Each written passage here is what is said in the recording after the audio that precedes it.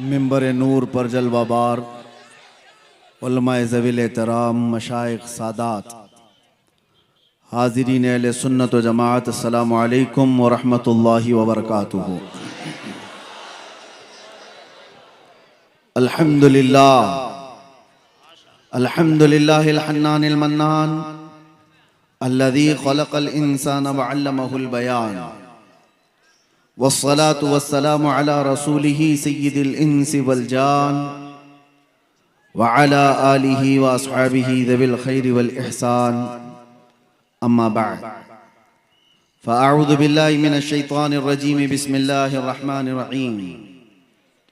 व इज़ अख़ज़ल्लाहु मीसाक़ल लज़ीना ऊतुल किताब लतुबय्यिनुन्नहु लिन्नास व ला तक्तुमूनहु फ़नबज़ूहु वराअ ज़ुहूरिहिम वश्तरौ बिही समनन क़लीला फ़बिअस मा यश्तरून।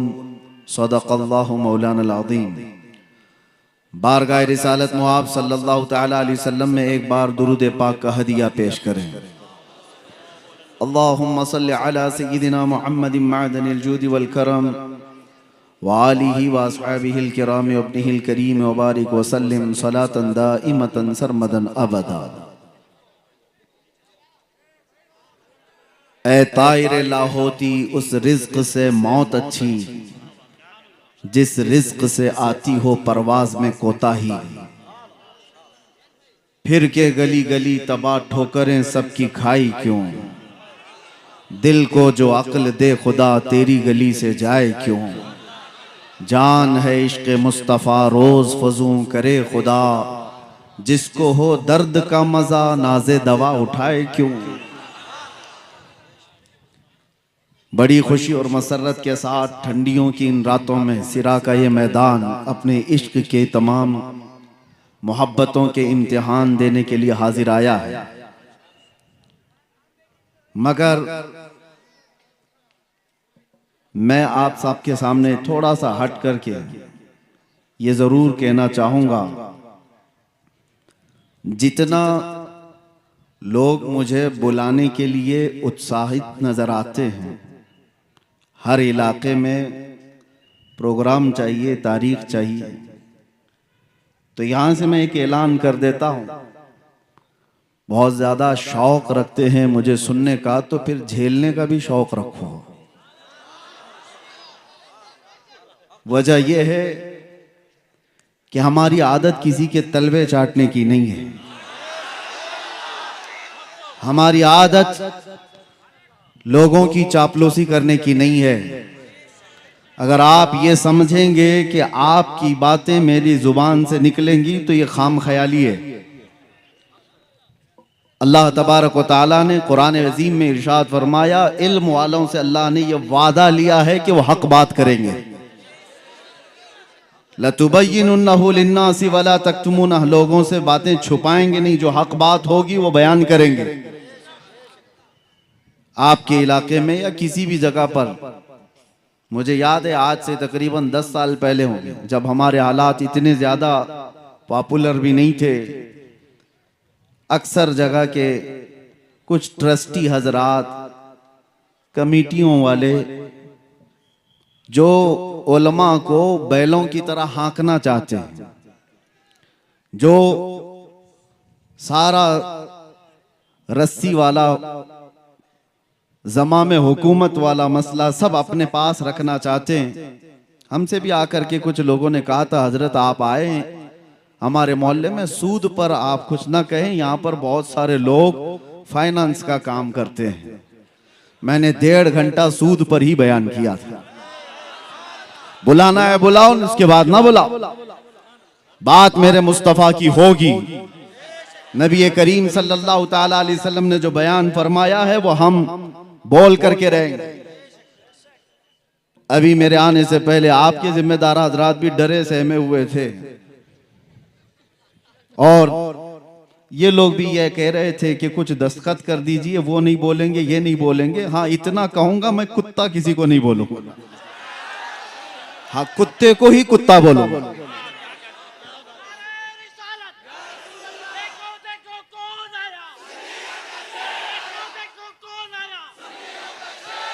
अरे मियाँ, डर इसी बात से लगता है, इस बात से डर लगता है। अगर कुत्ता बहुत ही बुरा होता तो बड़े लोग आज पालते क्यों उसको? मर्सिडीज में बैठ के जाता है, ऑडी में बैठ के घूमता है। इतना ही बुरा है तो वो टॉमी क्यों बना हुआ है? हाँ, फिर भी मैं सिरा वालों से कहता हूं, आपके यहां से मैं कुत्ता किसी को नहीं कहूंगा, लेकिन जो कुत्ता होगा उसको कुत्ता कहूंगा। इतना कहने की तो इजाजत है, हुकूमत से भी है, कानून से भी है, और आपके कमेटी वालों की इजाजत की जरूरत भी नहीं है। ये बात मैं इसलिए कह रहा हूं मेरे अजीजों, ये लतीफा नहीं है और मजाक नहीं है। मैंने जो गुफ्तगू शुरू किया, हालात ऐसे आ गए कि सबसे ज्यादा मैंने आज देखा है बुज़दिल लोग वो लोग हैं जो मुस्लिम नेता बने हुए हैं, लीडर बने हुए हैं। मेरी बात कड़वी लगेगी, लेकिन एक बात याद रखना, बुखार की दवा कड़वी होती है, निगल लो तो फायदा है। उगल दोगे तो ये बुखार चढ़ता चला जाएगा। जितना तुम्हारे अंदर चापलूसी और दूसरों की रजा हासिल करने की चाहत आई है, ये कौम को ले डूबती है, कौम को ले डूबती है।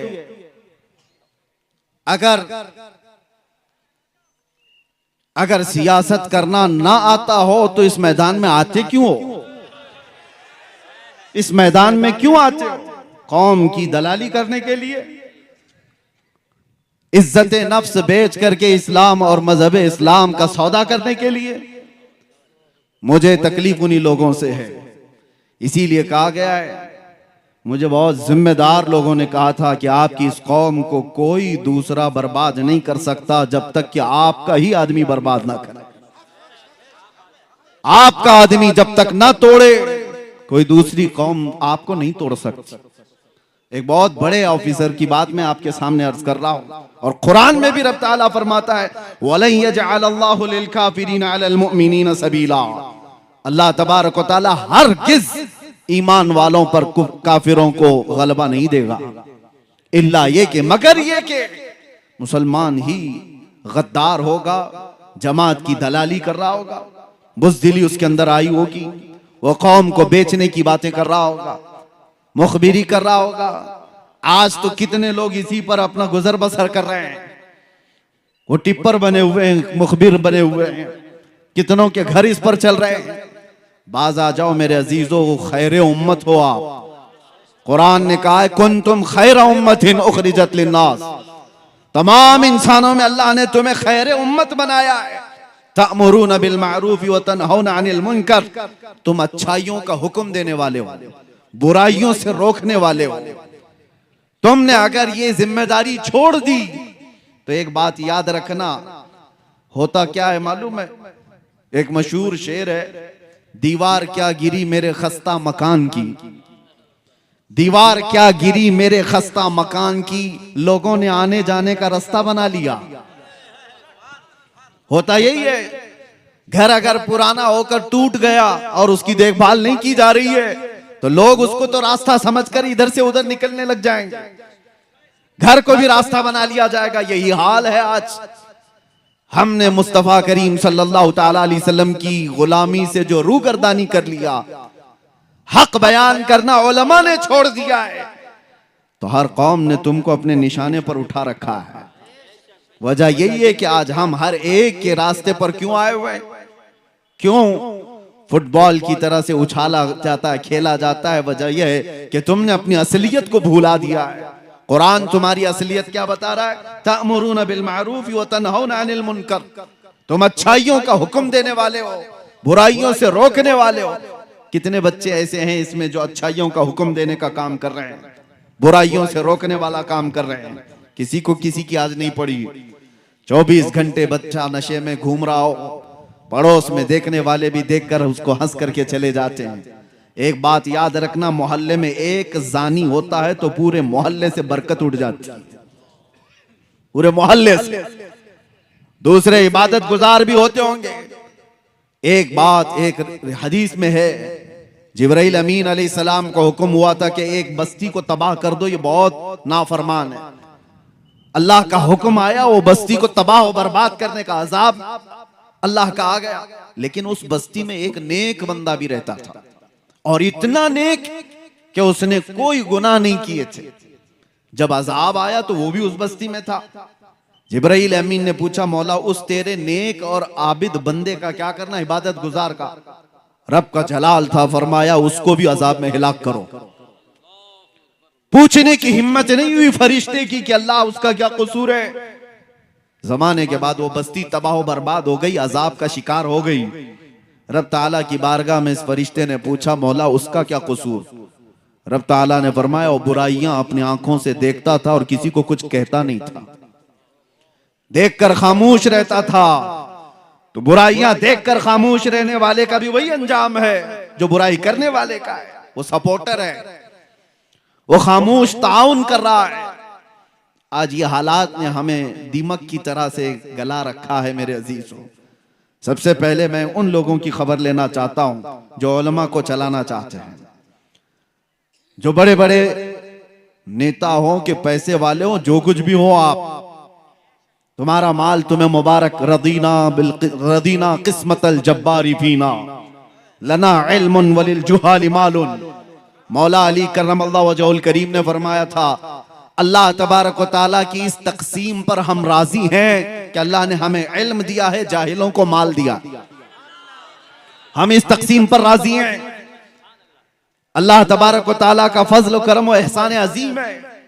लेकिन मालदारों से, कमेटी वालों से, जिम्मेदारों से, मैं हर जगह के इलाके वालों से, जाहिर सी बात है हमारी बात फैलती है, सबसे कहता हूं, होश के नाखून लो। आपको जिम्मेदार उलमा की गर्दन पर बैठने के लिए नहीं बनाया गया। उलमा की गर्दन पर बैठकर उनकी जुबानों पर अपने अल्फाज डालने के लिए नहीं बनाया गया है कि मौलाना ऐसा बोलो, मौलाना वैसा बोलो, मौलाना ऐसा बोलो, मौलाना वैसा बोलो, और उनके बारे में कुछ ना बोलो। और जो मौलाना ऐसा करता है, इमाम गजाली फरमाते हैं, वो उस मक्खी से ज्यादा गलीज है जो पखाने पे बैठती है। वजह यह है कि ये इल्म बेच रहा है और अपना दीन बेच रहा है माल की वजह से, मालदारों के रौब से। दोनों अजाब में गिरफ्तार होंगे। माल वाले, जितने भी मनसब वाले हैं, आप खलीफा हारून रशीद से ज्यादा बढ़ करके तो नहीं होंगे। हारून रशीद उस खलीफा का नाम है जिसने एक जमाना ऐसी खिलाफत की है कि बड़ी बड़ी हुकूमतें उससे थरथराती थी। माल दौलत के खजाने बेहिसाब थे। अपने बेटों को, अमीन और मामून दो बेटे थे, जिस उस्ताद के पास पढ़ने के लिए रखा था वक्त का बादशाह इमाम खलील कूफी, वो पढ़ाते थे बच्चों को, बादशाह के बेटे को पढ़ाकर चले जाते थे। एक दिन बादशाह ने देखा दूर से, वो वजू कर रहे थे और बादशाह का बेटा पानी लेकर के उस्ताद को वजू के लिए मदद कर रहा था। जाहिर से बात है, एक बादशाह का बेटा एक मौलवी को वजू करा रहा है, बहुत बड़े बादशाह का बेटा। थोड़ी देर के बाद अपने बेटे को बुलाया। जब उस्ताद चले गए, एक थप्पड़ मारा अपने बेटे को। कहा क्या कर रहा था? हो सकता है आज के मालदार लोग इसलिए थप्पड़ मारे कि वो मौलवी हमारे औकात के बराबर नहीं है, तू उसकी क्या खिदमत कर रहा है। लेकिन बादशाह ने थप्पड़ क्यों मारा था? बेटे से पूछा क्या कर रहा था? कहा उस्ताद की खिदमत कर रहा था, वजू का पानी दे रहा था। और थप्पड़ लगाया और कहा खिदमत का यह तरीका नहीं होता। एक भाई पानी डाल रहा होता और दूसरा भाई पांव धो रहा होता, यह खिदमत का तरीका होता। तुम दूर से पानी कैसे दे रहे? उन बादशाहों ने भी अपने बेटों को यह सिखाया था कि उलमा की जूतियों के पास बैठो, यही अदब है, ना ये कि उन पर अपनी मर्जी चलाओ। दीन का निजाम यहीं से तो बिगड़ रहा है। मिंबरों पर जो आवाजें उठती थी, हक की आवाजें, उन्हें कौन दबा रहा है? आज हम आजाद मुल्क में जी रहे हैं और अल्हम्दुलिल्लाह मुझे फख्र है जितनी आजादी के साथ हम बोलते हैं। हक बात का ऐलान करने में जब कोई पाबंदी नहीं है, तो ये कौन लोग हैं जो माल वाले, पैसे वाले, जो उलमा को अपनी मर्जी के मुताबिक बुलवाना चाहते हैं? हाँ, हालात से आप बाखबर कर सकते हैं उलमा को। हालात इस तरह के चल रहे हैं और एक नब्बाज आलिम वो खुद समझ जाए कि उसे क्या बोलना है। कल्लिमुन्नास अला क़द्रि उक़ूली, लोगों की अक्ल और जमाने के हालात के एतबार से वो गुफ्तगू करे। लेकिन यहाँ हालात बहुत अलग चले हैं। ये जो कौम रात भर जलसे करती है, यहाँ के तो चले, हम साउथ में हैं, अभी अच्छे खासे जलसे हो करके चले जाते हैं। शुमाल हिंद में हमने देखा है रात 5 बजे तक जलसा चलाने वाले, कई शायरों को, कई बड़े बड़े मुकर्रिरीन को लाने वाले, और पता नहीं कितने कितने पैसे खर्चा करने वाले, वो अपने मस्जिद के मोहल्ले के मुअज्जिन को और इमाम को 5,000 देने को भी तैयार नहीं। उन उलमा को उसी तरह से रखा गया है। और फिर कहते हैं कि कौम के अंदर बदहाली है, कौम के अंदर ज़बू हाली का शिकार हो चुकी है, ये कौम अखलाक में गिरी हुई है। जहां से हक बात का ऐलान होता था उन आवाजों को दबा दिया गया है, उन आवाजों को खत्म करने की कोशिशें की जा रही है। ये गैरों की तरफ से नहीं, अपनों की तरफ से। इस्लाह करो। और एक बात मैं आपको बता दूं, बुजुर्गों ने फरमाया है कि माल की चर्बी जब किसी को चढ़ती है तो सबसे पहले वो दीन का मजाक उड़ाने लग जाता है, और वही फिरौन के साथ क़यामत के दिन उठाया भी जाएगा। माल आने के बाद बहुत बड़ा इम्तिहान है, हकीर मत समझो उलमा को या दीन की बात करने वालों को। न पूछ इन खिरका पोशों को, इरादत हो तो देख इनको, यदे बैजा लिए बैठे हैं अपनी आस्तीनों में। ये उलमा ही थे जिन्होंने इनकलाब पैदा किए हैं, इंसान बनाए, लोगों के मिजाज को संवारा है। बिगड़ते हुए हालात में कौन लोग थे? इश्क रसूल की बातें करने वाले, कुरान के पैगामात को फैलाने वाले, ये वो मुख्तसर सी जमात थी। इस हिंदुस्तान की आजादी में आपको पता है 1857 के गदर में 30,000 उलमाए कराम को दिल्ली से लेकर कश्मीर तक हर झाड़ी पर लटका दिया गया था। फांसी पर लटकने वाले, अंडमान निकोबार काला पानी की सजा काटने वाले, ये उलमाए ज़वील एहतराम थे, और वो हक बोलने वाले थे। जानते हो अंग्रेजों का दबदबा था, और ऐसा दबदबा था कि कोई कुछ बात नहीं कर सकता था, कोई डेमोक्रेसी नहीं थी, उनका गलबा था, गलगला था। ऐसे माहौल में दिल्ली की जामा मस्जिद से अल्लामा फजल हक खैराबादी ने फतवा सादिर किया था, जबकि उन्हें पता था अंजाम क्या होगा। और उसी अंग्रेजों के खिलाफ फतवा सादिर करने की बुनियाद पर एक तहरीक छिड़ी पूरे हिंदुस्तान में। यह 1857 की बात कर रहा हूं, 1947 की नहीं। 90 साल की मेहनत के बाद इस मुल्क को आजादी मिली। 1857 में ये छिड़ी थी उलमा के जरिए से। उलमा ज़वील एहतराम ने जब अंग्रेजों के खिलाफ ये फतवा दिया था और कौम के अंदर बेदारी लाई थी, उसकी सजा उनको क्या दी गई है पता है? अल्लामा फजल हक खैराबादी आम आलिम की बात नहीं है, आला हजरत भी जिनका अदब किया करते थे, वो फजल हक खैराबादी काला पानी की सजा काटते काटते जेल में इंतकाल कर गए। आज भी उनका मजार अंडमान निकोबार में है। किस चीज की उनको सजा दी गई थी? हक बोलने की। और उनको सजा दे दी गई तो क्या दूसरा डर करके खामोश हो गया? उसी जमाने में किफायत अली काफी, किफायत अली काफी को मुरादाबाद में 3,000 अंग्रेजों ने गिरफ्तार किया था। 8 दिन तक उनके जिस्म पर इस्त्री चलाते थे, गरम इस्त्री, और जब चमड़ी जलती थी तो उस पर नमक छिड़कते थे। 8 दिन तक उस आलिम बाअमल ने मुसीबतें बर्दाश्त की। 8 दिन के बाद अंग्रेजों ने फिर से कहा, बाज आ जाओ अपनी बातों से, जो कौम को तुम उठाते हो इससे बाज आ जाओ, हम मनसब दे देंगे, अपनी हुकूमत में कोई ओहदा दे देंगे। किफायत अली काफी ने कहा था, मेरा दीन इतना सस्ता नहीं है कि तुम्हारे टुकड़ों पर मैं बेच दूं। इस पादाश में किफायत अली काफी को मुरादाबाद के चौराहे पर खड़ा करके फांसी पर लटका दिया गया था। फांसी पर लटकाना ये सुनने में आसान लग रहा होगा, मजमा जमा था एक ऐसे आलिम दीन को जिसके हजारों लोग सुनने वाले थे। अंग्रेजों ने गिरफ्तार करके फांसी पर सूली पर चढ़ाना चाहा। रिवायात पढ़ करके देखो मेरे अजीजों, रोंगटे खड़े हो जाते हैं। मैंने पढ़ा है, अरे फांसी पर जाने वाले की हालत क्या होनी चाहिए?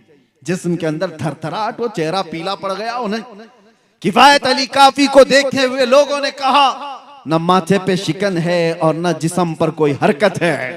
मुस्कुराता हुआ वो फंदे की तरफ जा रहा है, इसलिए कि उसे पता है कसूर कुछ नहीं है, मेरा कसूर कुछ नहीं है। वो फंदे की तरफ जा रहा है। फांसी तो बहुत सारे लोगों को दी जाती है, आज भी दी जाती है दुनिया में। उनसे भी आखिरी ख्वाहिशें पूछी जाती हैं, और फांसी पर चढ़ने वाला आखिरी ख्वाहिश कुछ भी बताता है कि मुझे कुछ बिरयानी खाना है, चाय पीना है, बीवी बच्चों से मिलना है, आखिरी बार माँ को देखना है, औलाद को नसीहत करना है, आखिरी ख्वाहिशें होती हैं। उस आलिम बरहक किफायत अली काफी से अंग्रेजों ने पूछा था, हम अपने उसूल के मुताबिक पूछते हैं कोई आखिरी ख्वाहिश? उस मर्द कलंदर ने कहा था, एक ही ख्वाहिश है कि लटकने से पहले एक बार नाते मुस्तफा पढ़ दूं। फिर कहा था, कोई गुल बाकी रहेगा ना चमन रह जाएगा, पर रसूलुल्लाह का दीने हसन रह जाएगा। सब फना हो जाएंगे काफी वो, लेकिन हश्र तक नाम हजरत का जुबानों पर चलन रह जाएगा।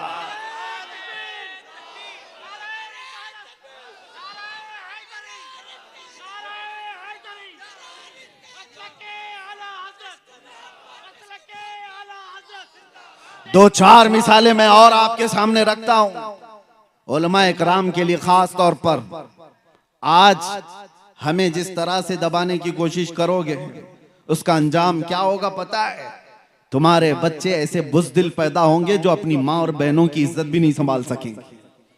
जो नबी पाक सल्लल्लाहु ताला अलैहि वसल्लम की इज्जत के लिए नहीं खड़ा हो सकता, वो अपनी माँ बेटियों की इज्जत भी नहीं बचा सकता, नहीं बचा सकता। ये बात याद रखें। किफायत अली काफी हो, फजल हक खैराबादी हो, इनायत अहमद काकोरवी, ये वो उलमाए ज़वील एहतराम की बातें कर रहा हूं। हक बयान करने की वजह से इन्हें जिंदगी भर तकालीफ का सामना करना पड़ा है। आपको पता है, अंग्रेजों से भी ज्यादा एक सख्त दौर आया था अकबर का। अकबर नाम मुसलमान था, लेकिन उसके काम अलग थे, वो मुर्तद था। पूरा एक नया दीन ला करके पूरे दीन को खत्म करने की बात कर रहा था। हिंदुस्तान अखंड भारत का राजा, इस वाले भारत का नहीं, अखंड भारत का। उस वक्त हिंदुस्तान की सीमाएं और भी ज्यादा थी। इतना पावरफुल बादशाह जब दीन इलाही का ऐलान करता है, तो उस वक्त एक मर्द कलंदर अहमद फारूकी मुजद्दिद अल्फसानी की शक्ल में खड़ा होता है। कहता है, नहीं बादशाह, तेरे घर का दीन नहीं, आमिना के लाल का दीन चलेगा। मस्जिदों से वही आवाज होगी, हमारे बच्चों के जुबानों से वही आवाजें होंगी जो मुस्तफा करीम सल्लल्लाहु ताला अलैहि वसल्लम की तालीमात थी। उन्हें पता था कि एक बड़े डिक्टेटर से मुकाबला करने का अंजाम क्या होता है। बड़े डिक्टेटर के सामने जब भी कोई खड़ा होता है तो उसे जेल देखना पड़ता है। जेल में डाल दिया गया, ग्वालियर की जेल में 8 साल तक ऐसे कैद में रखा गया था कि कोई मुड़ के भी नहीं देखता था। अकबर तो मर गया, उसका बेटा तख्त पर आया। जेल का एक कासिद आकर के कहता है, बादशाह सलामत, जेल का हाल कुछ और ही हो गया है। उसने पूछा, हुआ क्या है? 8 साल पहले आपके बाप ने एक मौलाना को कैद कर दिया था, उसने 700 कैदियों को आलिम बना दिया है।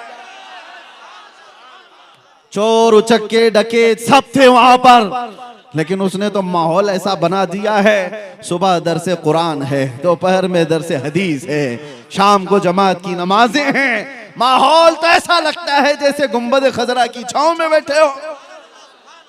हक बोलने वालों के लिए ना कोई मैदान होता है मेरे अजीजों, ना कोई जगह उन्हें रोक पाती है।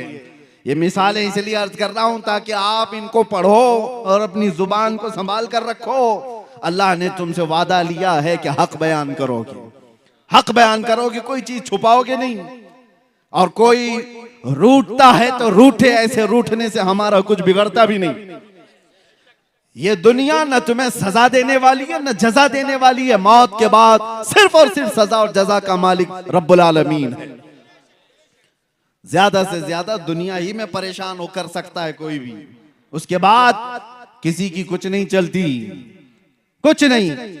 रूह निकलने के बाद बड़े बड़े शोरमा, बड़े बड़े ताकतवर अपने हाथ से अपना रेंट भी साफ नहीं कर पाते। उनके जिस्मों से रूह निकलने के बाद गलाजतें निकल रही होती हैं, मुंह से, नाक से, कान से। अरे वो मुर्दा अपना हाथ उठा करके अपनी गलाजत नहीं साफ कर सकता, वो किसी और को सजा और जजा क्या दे सकता। याद रखो, जो कुछ भी होगा ये छोटी सी दुनिया में, जिसको छोड़कर सबको जाना है, सब यहां से जाने वाले हैं। तो फिर एक बात याद रखो, मैं आखिर में कहूंगा ये उलमा की मिसाल देकर के, यही एक और नाम आपके सामने पेश करता हूं। लामा फजल हक खैराबादी को सुना, किफायत अली काफी को सुना, मुजद्दिद अल-फैसानी अहमद फारूकी सरहिंदी को सुना। एक नाम आता है ऐसे ही मर्द हक की आवाज बुलंद करने वाले इमाम अहमद बिन हंबल का, जिन्हें 5 लाख हदीसें याद थी। रसूलुल्लाह सल्लल्लाहु अलैहि वसल्लम की 5 लाख हदीसें याद थी। लेकिन जानते हो मसला आ गया था, एक बादशाह वक्त का, उसने गलत एक फिरके को प्रमोट करने के लिए गलत मसले का प्रचार शुरू किया था। इस आलिम बरहक ने उसके खिलाफ फतवा दिया, कहा नहीं शरीयत वो नहीं है, शरीयत वो नहीं है, खल्क़े कुरान का मसला था।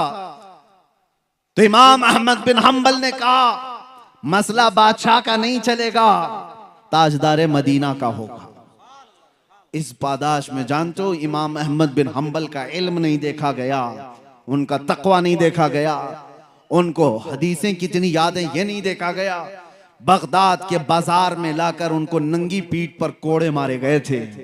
एक बार नहीं, 2 बार नहीं, 3 बार पीठ की हड्डी उनकी दिखने लग गई, कोड़े इस तरह से पड़ते थे।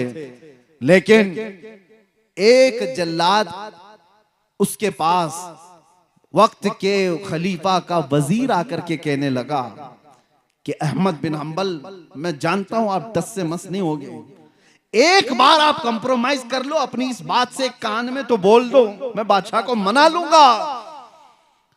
इमाम अहमद बिन हंबल ने कहा हम जो बात करते हैं वो कानों में नहीं मैदानों में करते हैं, यही बात है। मैं भी आपसे ये ऐलान करता हूं, बहुत सारे लोग परेशान रहते हैं। जब मैं गिरफ्तार भी था तो बहुत इन्वेस्टिगेट करते हुए हमारे मुल्क के हमारे बहुत सारे लोगों को ये शक था डिपार्टमेंट को कि मौलाना पता नहीं छुप के क्या करता है। छुप के कुछ नहीं करता, जो करता है खुल के करता है। हमारी कोई सीक्रेट तंजीम नहीं है, कोई खुफिया जमात नहीं है, अंडरग्राउंड मीटिंगें करने का हमारा कानून नहीं है। जब हमें पता है नबी आखिरुज़्ज़मा सल्लल्लाहु ताला अलैहि वसल्लम की शरीयत सच्ची है, दीन इस्लाम सच्चा है, कुरान सच्चा है, मेरा खुदा सच्चा है, मेरा नबी सच्चा है, तो फिर सर झुकाकर और सर छुपा करके नहीं, सर उठाकर ही बात करें। हमें जब यकीन है कि गलत नहीं है तो फिर छुप करके करने की कोई जरूरत ही नहीं। मेरे अजीजों, मैं उन लोगों की खाम ख्याली को या बदगुमानी को दूर करने के लिए बात कह रहा हूं जो ये समझते होंगे हम जो भी बात कर रहे हैं नौजवानों के सामने, इनको बुरे अखलाक से वापस लाने के लिए हम जाहिर से बात है मैदानों में ही करेंगे। अब जो बात मैं कहने जा रहा हूं तवज्जो से, सिरा की तारीख से भी इसका ताल्लुक है, आपके मैदान से भी ताल्लुक है। सिरा में रहने वाले बुज़दिल हों ये मुझे हजम भी नहीं होता, वजम भी नहीं होता। वजह यह है कि तारीख बताती है कि इस जमीन से कभी टीपू सुल्तान का ताल्लुक रहा है। अगर उस सुल्तान का ताल्लुक रहा है तो बुज़दिली आई कहां से? याद करो उस मर्द कलंदर की बात को, गीदड़ की 100 साला जिंदगी से शेर की एक दिन की जिंदगी बेहतर है।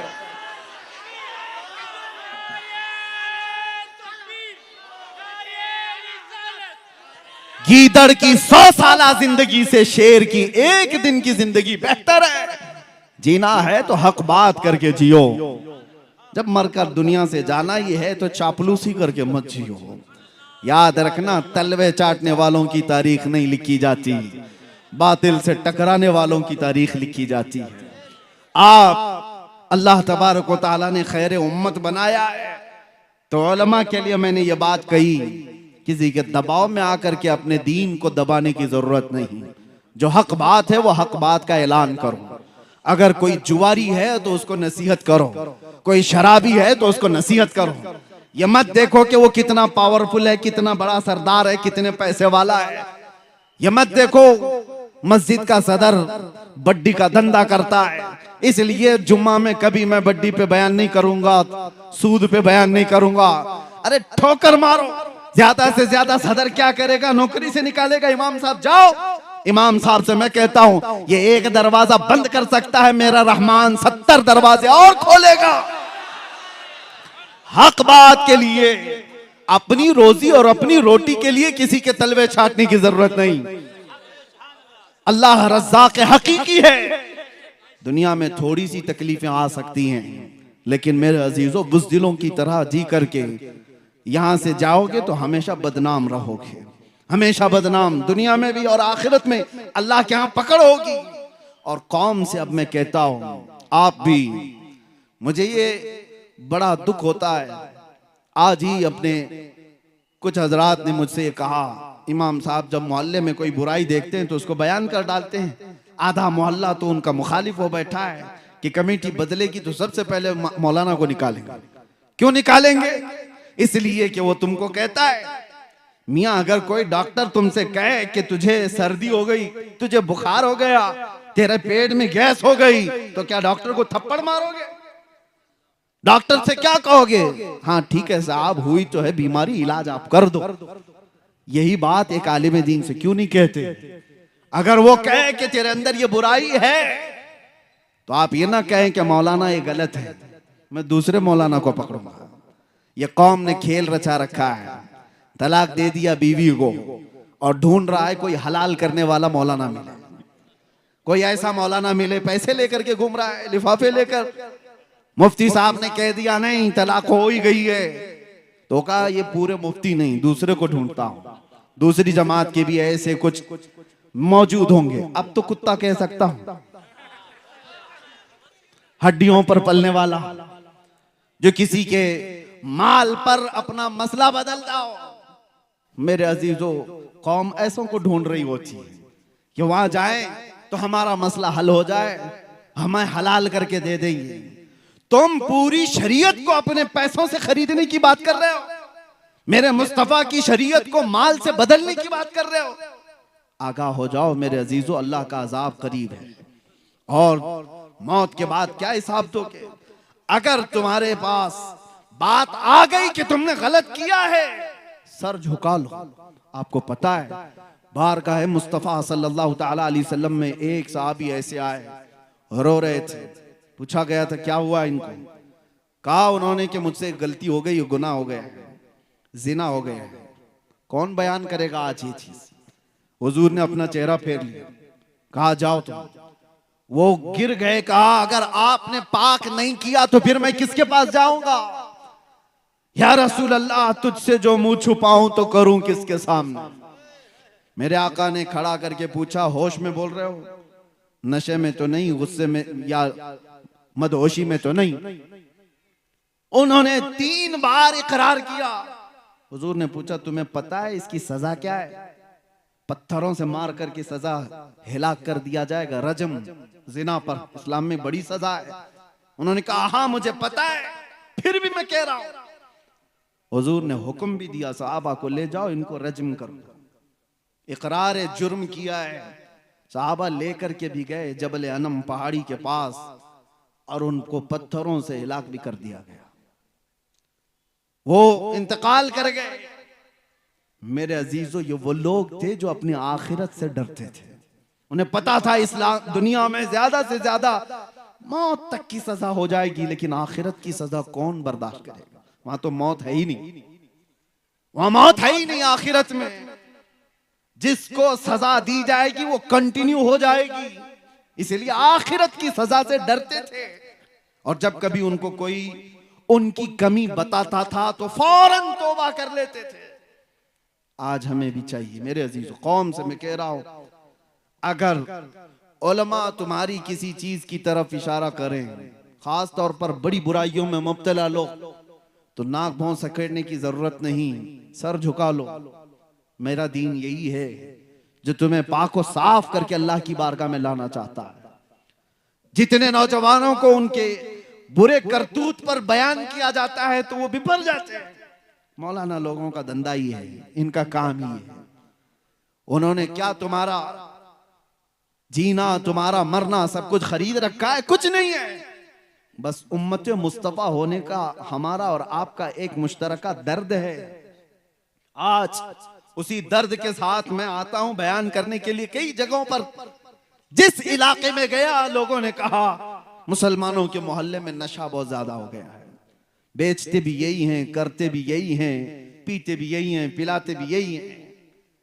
उन हाथों में नशा आ गया जिन हाथों में मेरे मुस्तफा ने कुरान पकड़ाया था। उन हाथों में आज नशा आया है जिन हाथों ने कैसर और किसरा को घुटने टेकने पर मजबूर कर दिया था। आज ये कौम इस कदर तितर बितर कैसी हो गई। मुझे दर्द इस बात का होता है कि नबी आखिरुज़्ज़मान सल्लल्लाहु अलैहि वसल्लम का हाल ये था। हुजूर फरमाते मेरे उम्मतियों, तुम्हारे तलवों में कांटा भी चुभे तो उसका दर्द मुझे होता है। जिस रसूल को उम्मतियों का दर्द है, तो जो उम्मती अपने आप को नशे में बर्बाद कर रहा हो, वो अपने नबी को कितनी ईजा दे रहा है, कितनी तकलीफें दे रहा है। लोग तुम्हें नहीं कोसते, तुम्हें देख करके मेरे आका सल्लल्लाहु ताला अलैहि वसल्लम तक अगर किसी की उंगली उठ गई तो तुमसे ज्यादा बदनसीब कौन हो सकता है। अगर किसी ने कहा मोहम्मद के गुलाम ऐसे हैं, तो उसने तो नबी से जोड़ करके कहा अपने आप को इतना बना लो कि मेरे नबी पाक सल्लल्लाहु ताला अलैहि वसल्लम तक किसी की उंगली जाने ना पाए। आज जो ये गुस्ताखियों का माहौल बढ़ गया, उसकी वजह यही है जो मैंने शुरू में कहा, दीवार क्या गिरी मेरे खस्ता मकान। ये कौम के अंदर जो बदहाली आई, हर किसी ने हम पर गुजरना शुरू कर दिया है। हर कोई कभी दीन पर, कभी कुरान पर, कभी नबी पाक पर, कभी खुदा पर। बातें अब कलमे तक आ गई, बातें अब अजानों तक आ गई। ये सारी चीजें आई क्यों? तुमने आने दिया है, तुम्हारे अमाल ने, तुम्हारे अखलाक ने। उठो वो गर न हश्र न होगा फिर कभी, दौड़ो के जमाना चाल अपनी चल गया। कुव्वत इश्क से हर पस्त को बाला कर दो, दहर में नामे मोहम्मद से उजाला कर दो। ये सब हालात अपनी जगह पर, लेकिन मैं मायूस करने के लिए नहीं जाता किसी भी जगह। तौबा कर लो तो हमारा बिखरा हुआ सारा का सारा वापस आ जाएगा। हमारी खोई हुई ताकत, हमारी इज्जत, वो पलट आएगी। ज्यादा दूर नहीं है, अभी सवेरा है, पलट आओ। अल्लाह ने जिंदगियां दे रखी हैं, अभी मरने से पहले जो बंदा तौबा करके संवर गया, उसके लिए कुरान का वादा है, वला तहीनु वला तहज़नु व अंतुमुल अअलौन इन कुंतुम मुमिनीन। घबराओ मत, परेशान मत हो, तुम सबसे ज्यादा बुलंदी पर रहोगे। शर्त यह है कि मेरे नबी के गुलाम बन जाओ। ईमान वाला उसी को कहते हैं जो सारी कायनात से ज्यादा अपने नबी से मोहब्बत करे। वो ईमान वालों की कामयाबी का दावा कुरान कहता है, कद अफ़लहल मुमिनून। ईमान वाले कामयाब हो चुके, होंगे नहीं, हो चुके। लेकिन ईमान वाला बन करके तो दिखाए कोई, बने कोई ईमान वाला। मेरे अजीजों, सिर्फ उस एक दौलत की जरूरत है जो चीज अब हमारे पास आखिरी बची हुई। अभी हमारे पास बचा क्या है पता है? इक्तिदार, सियासत, ताकत, हुकूमत, माल, असबाब सब चले गए, खत्म हो गए। वो किस्से पारी ना है, पुराने जमाने के किस्से जो कहा करते थे हमारा बाप बादशाह था, अब तुम क्या हो। हमारे पास कुछ नहीं रहा, सब लुट गया है। इज्जतें तक चली गई, हमारी माँ और बच्चियों को भी लोगों ने नंगा कर दिया है। बचा क्या है? अखलाक, हया, सब खत्म कर दिया गया। लेकिन इन सब चीजों के लुट जाने के बाद भी मैंने महसूस किया है कि एक चीज बाकी है जो इन्हें अभी जिंदा रखी है। आज भी अगर ये जिंदा कौम नहीं होती तो 24 घंटे मीडिया इन पर भोग क्यों रही होती? क्यों निशाने पर रखी हुई है? कुछ बात तो है ना, कोई बात तो है जो तुम्हें जिंदा रखी है दूसरी कौमों के नजर में। वो कौन सी बात है? वो तुम्हारे चेहरे, तुम्हारी टोपियां, तुम्हारे कपड़े नहीं, तुम्हारे अंदर इश्क रसूल की जो आखिरी लौ बाकी है, ये तुम्हें जिंदा रखी हुई है।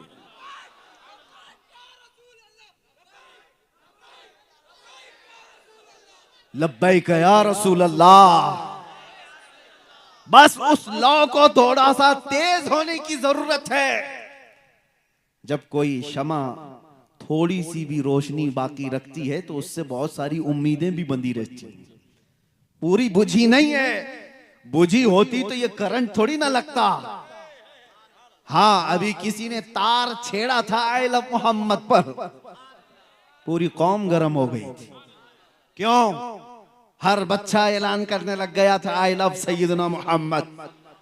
अरे मैंने तो अफ्रीका में देखा, अफ्रीका में जाकर यहां छेड़खानी हो रही है, आवाज वहां पर भी उठ रही।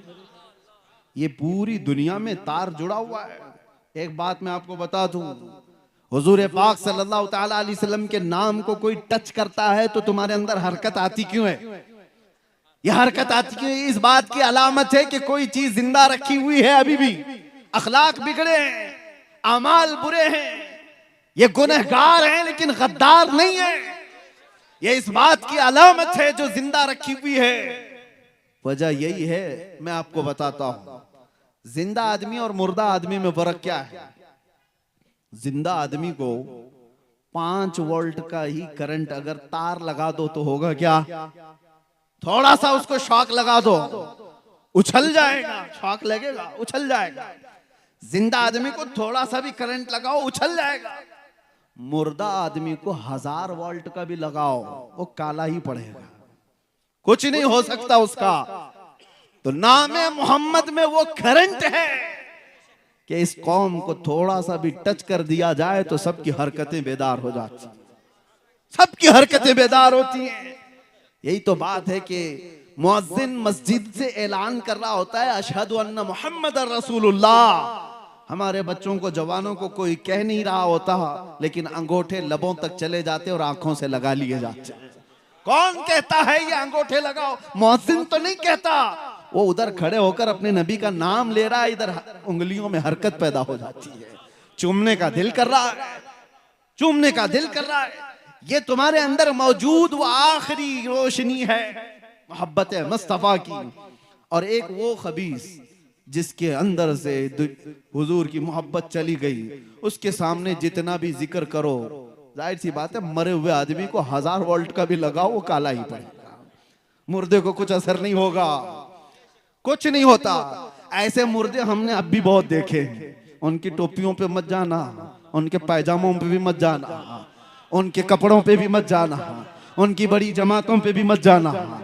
जब इश्क़ मुस्तफा नहीं है तो लोटे लेके घूमने घुमाने से कुछ नहीं होता, और इश्क़ मुस्तफा हो तो व्हील चेयर पर भी बैठे धरती को हिला कर रखता है।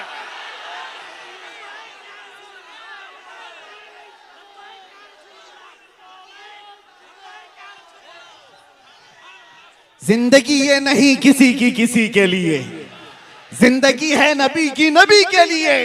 ना समझ मरते हैं जिंदगी के लिए, अरे जीना मरना है सब कुछ नबी के लिए।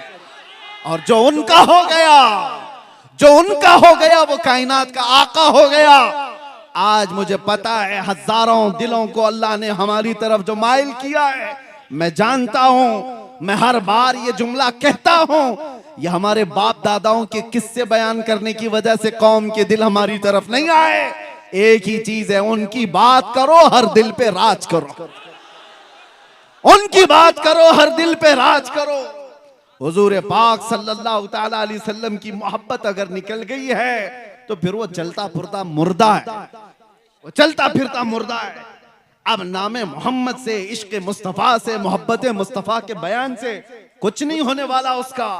इसीलिए ईमान की इस आखिरी लौ की हिफाजत करो, इस आखिरी लौ की हिफाजत करो। आला हजरत ने 100 साल पहले हमें ये नसीहत करके सुनाया था, सुना जंगल रात अंधेरी, छाई बदली काली है, सोने वालों जागते रहियो, चोरों की रखवाली है, चोरों की हर जगह चोरों की रखवाली है, चोरों की रखवाली है। और आला हजरत ये फरमाते हैं आंख से काजल साफ चुरा ले, या वो चोर बला के हैं। आंख से काजल चुराना समझते हो? आंख से काजल कैसे चुराया जा सकता है? कभी किसी चोर को देखा कि काजल चुराता है कोई? लेकिन ये इस्तिआरा है। आंख से काजल चुराने का मतलब है एक मोमिन की आंख का काजल वो डब्बी वाला नहीं है, इश्क मुस्तफा हुआ करता है, मोहब्बत मुस्तफा उसकी आंख का काजल है। और ये चुराने वाले चोर मौजूद हैं। आंख से काजल साफ चुरा लें, या वो चोर बला के हैं। अरे तेरी गठरी ताकी है और तूने नींद निकाली है, सारे लोग तेरी गठरी देख रहे हैं। कभी जाना सफर में, ट्रेन में बैठे हो, 1000 लोग सफर कर रहे होंगे, लेकिन तुम्हारे पास डायमंड है, सोना है, और चोर को अगर पता चल गया तो 999 को नहीं देखेगा, सिर्फ तुम्हारी तरफ देख रहा होगा। ये कब सोएगा कि गठरी उठा लूं, कब गाफिल होगा कि उछक लूं। इसलिए कि उसको 999 से मतलब नहीं, इसी एक से मतलब है। हमने देखा है आज भी एक से मतलब किसको किसको होता है। आज भी बड़े बड़े लोग हैं, घूम रहे हैं, फिर रहे हैं, बोल रहे हैं, उनसे किसी को मतलब नहीं। एक ऐसे से मतलब है जिसके पास गठरी है, जिसके पास इश्क मुस्तफा की दौलत है। दुनिया उसकी तरफ नजर जमाए बैठी है कि इधर गाफिल हो तो इसको तोड़ दें, इसको मार दें और इसका इश्क छीन लें। एक बात 100 साल पहले अंग्रेज कह करके गए थे इस जमीन से, ये फाका कश मौत से डरता नहीं जरा, रूहे मोहम्मदी इसके बदन से निकाल दो। ये कह करके गए थे, ये मौत से भी डरता नहीं, भूखा प्यासा रहता है। इसके अंदर जो जिंदगी बाकी रखी हुई चीज है वो रूह मोहम्मदी है। मोहम्मद अरबी के लिए मर जाता है, लड़ जाता है। इसीलिए हमने ये कहा था, या रसूल अल्लाह तेरे इश्क की बदौलत मुझे जिंदगी मिली है, मेरी बात बन गई है तेरी बात करते करते, है जो जिंदगानी बाकी ये इरादा कर लिया है जो जिंदगानी बाकी ये इरादा कर लिया है, तेरे मुनकिरों से आका मैं मरूंगा लड़ते लड़ते। आप भी इस बात पर आ जाओ, अल्लाह जिंदगी अता करेगा, वो जिंदगी अता करेगा कि हजारों तुम्हारी तरफ देखने को फख्र महसूस करेंगे, तुम्हारा चलना फिरना भी नेमत बन जाए, तुम्हारा रहना भी बाइसे बरकत बन जाए। वो जिंदगी न जियो जिसके मरने के बाद भी जाने वाले कहें धरती का बोझ चला गया, गुनाहों का अड्डा खत्म हो गया। ऐसी जिंदगी गुजार करके जाओ कि तुम्हारे यहाँ जाने के बाद दुनिया ये कहे कि वो चलता था तो मदीने की खुशबुएं फैलाता था, मेरे मुस्तफ़ा की बातें करता था, इश्क में डूबा हुआ था, उसके चेहरे पर मुस्तफ़ा की सुन्नतों के आसार थे। वरना जनाजे बहुत सारे उठ करके चले गए। उन जनाजों के जाने के बाद हमने देखा है कब्रस्तानों में तख्तियां भी बुझ गईं, लोग दफन होकर खत्म हो गए, तारीखें मिट गईं। लेकिन मेरे अजीजों कुछ ऐसे लोग हैं जिनका जनाजा भी गया, कब्र भी बनी, 100 साल भी हो गए, लेकिन उनका नाम मरता नहीं, मारने पर भी मरता नहीं, खत्म किए जाने पर भी खत्म नहीं होता।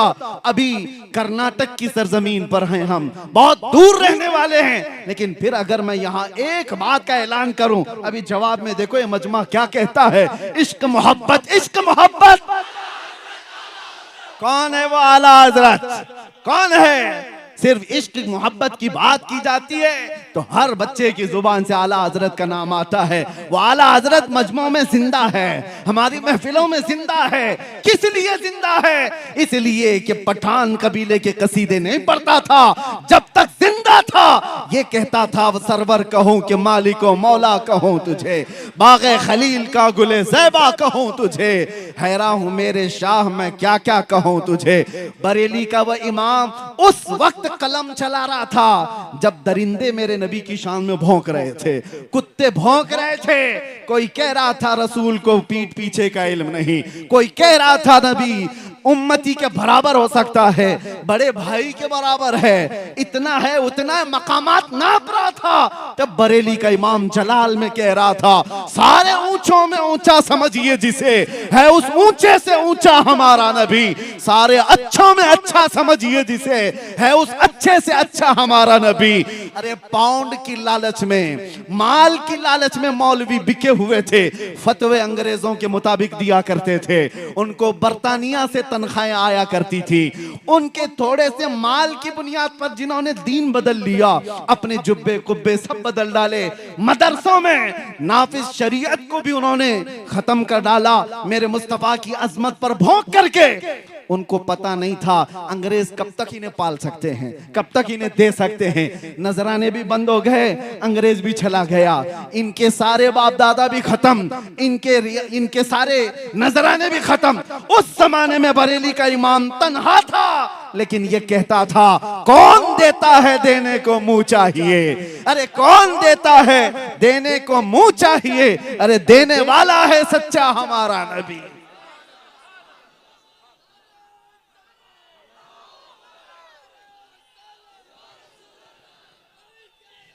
बस तवज्जो, आपका ये मजमा सिरा वाले, अल्हम्दुलिल्लाह आपने अपने इश्क और अपनी मोहब्बतों का इजहार किया है। आखिर में मैं ये कह करके जाऊंगा, हक बात के लिए हमेशा खड़े रहें उलमाए ज़वील एहतराम और अवाम अहले सुन्नत व जमात हक बात कहेंगे और हक पर अमल भी करते रहेंगे। आओ बारगाह मुस्तफ़ा में अपने आप को सुपुर्द करते हुए यूं कहते हैं, या रसूल अल्लाह, मरने से पहले सिर्फ इतनी ख्वाहिश है, चमक तुझसे पाते हैं सब पाने वाले, मेरा दिल भी चमका दे चमकाने वाले, लब्बैक या रसूल अल्लाह।